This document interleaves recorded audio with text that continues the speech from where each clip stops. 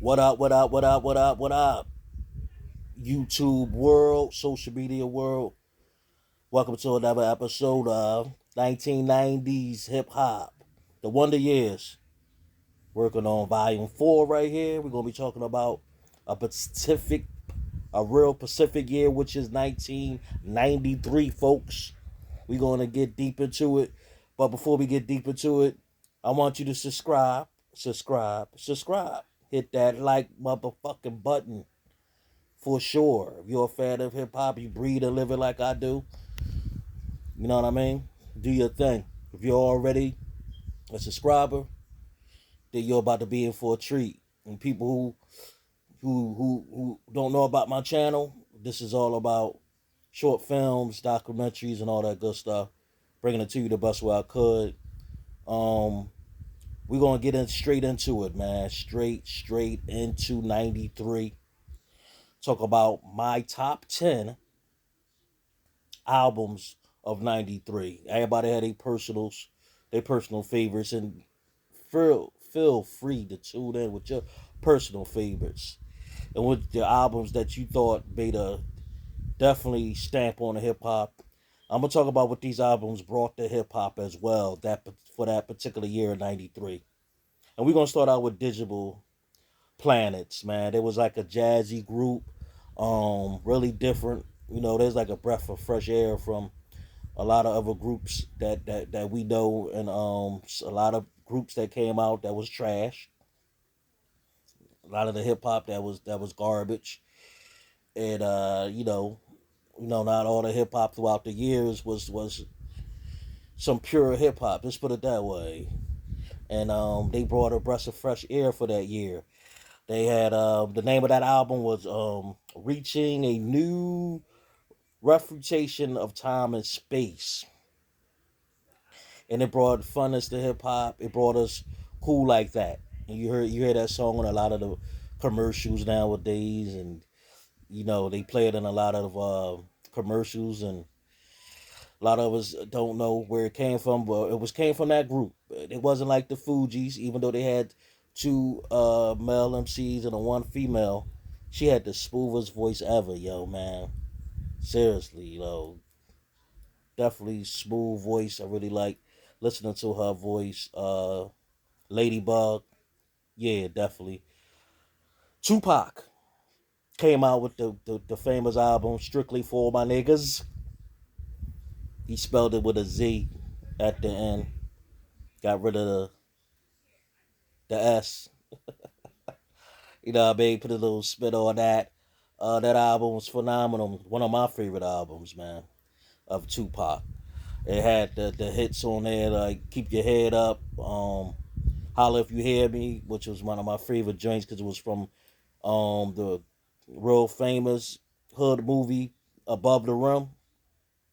It was from off of that movie. It had "I Get Around."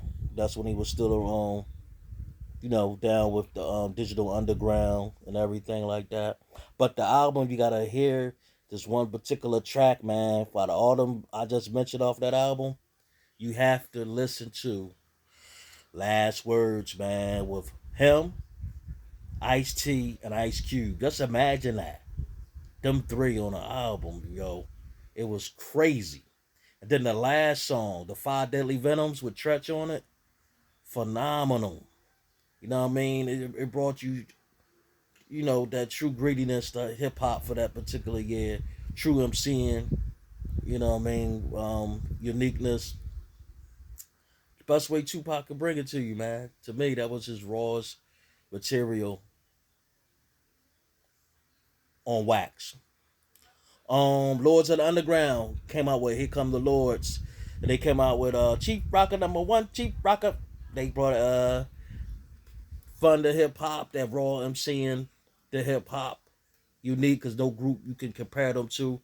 Mr. Funky Man, you even had Biggie sample his joint. I sleep with the funk. I eat with the slump funk. I sleep with the funk. I eat with the funk.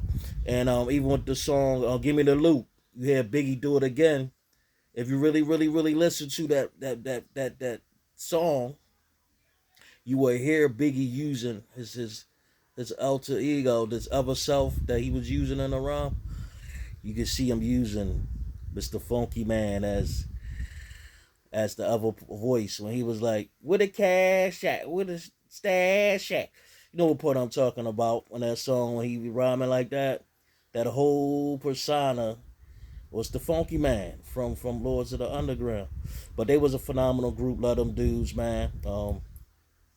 Yeah, Mob Deep came out that year as well, and they came out with Juvenile Hell. That was the pre-Mob Deep. They was in their late teens in that joint. Even if you look at the album cover and look it up right now, and as we talk, you will see them with the young faces and everything. But before Infamous, Murder Music, and all that, you know, these young dudes was showing you they was gonna be that next thing. They was man childs, grown men and teenage bodies. They was before their time.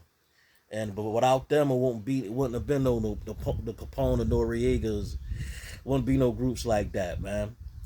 The hardest of the hardest street duo, lyrical. You know, they still had the lyrical and the gangster together, which is untouchable. When you're MCs that can bring them two elements, you're untouchable for real. And for that year, they brought street rawness.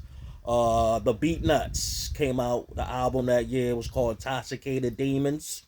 Their first album, and it was they brought comical lyrics, you know, with some superb lyricism, and they also brought them diverse beats. They had beats for almost everybody, folks. For everybody, a little taste of flavor for everybody. Shout out to the Spanish dudes, the Beat Nuts. Alcoholics as well. You know, they brought us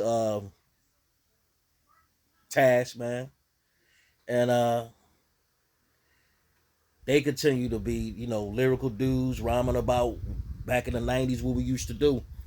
You know, everybody. When you was young bucks, we got it from the old head, drinking fucking 40s with the homies, drinking them on the corner on a band of steps and all that. They rhymed about that. They had no problem rhyming about, you know, drinking and shit and being an alcoholic, but rhyming on top of that. But think about it, folks. That's what we used to do back in the day. After we drunk the 40s and got all fucked up, we sit around in the cipher and start talking shit.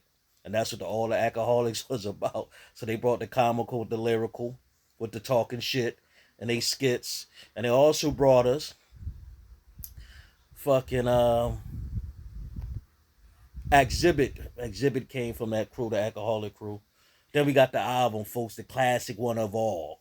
Snoop Doggy Dogg brought us Doggy Style. The best MC from the West Coast ever. He's to me the West Coast Slick Rick. And he even had a song, Lottie Dottie, that he did a remake of his version to prove that. One of the best storytellers that became of our time for that year as well. Every song phenomenal. Dre did his thing on the beats and everything. Production phenomenal. Was a phenomenal album. No flaws. No fast forward button. Straight through. And this one of them albums like Biggie first joint, Ready to Die, Nas Illmatic. You can listen to it back to back and won't get never tired of listening to it. Actually, you can put it on repeat. If you got a long ride somewhere and just listen to that joint on repeat, you know what I'm saying, over and over and over and over. You know what I'm saying? Murder was the case that they gave me. Pump, pump, pump, pump, pump. That was my favorite song at the end. That's the joint they also played in Above the Rim. Pump, pump, pump, pump. Yo, with the they funk, follow me, but the lyrics go. Yo, Snoop, smoothest boy ever in hip hop, in my opinion. We had Eminem also with No Pressure. That's when he left the group for a while. They got back together later. No Pressure had switches on it. He had the Def Squad crew with Redman and Keith Murray. You know what I'm saying? Production. People don't give Eric his props like he should. We always talk about Premier, Pete Rock, and Large Professor. You gotta put Eric Sermon in that mix, folks. You got to. Lyricism wise, he always gonna bring you some comical, funny stuff, and then go back serious again. Ain't nobody on this planet that can do that. Ain't you with a little I'm so like Luther Vandross? I am so amazing, and I've been waiting. I got that from Eric Sermon, folks. That little wittiness with the singing. I learned to put that in my rhymes, little joints that I heard growing up, having that ear for music, and I got that from Eric Sermon, a little singing shit that he used to do in his rhymes that made him a unique MC.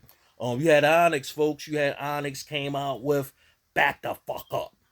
They had brought the ball heads to the year. The ball heads, the raw being hardcore hip hop, no joking, no smiling. You know what I'm saying? Just grimy as ever. That true grit. They brought the hip hop, that griminess. Everybody was cutting their head bald. Even Run DMC, when they came out with that joint on the Ave, they had the bald heads too, man. Yo, it was Attack of the Bald Heads that year.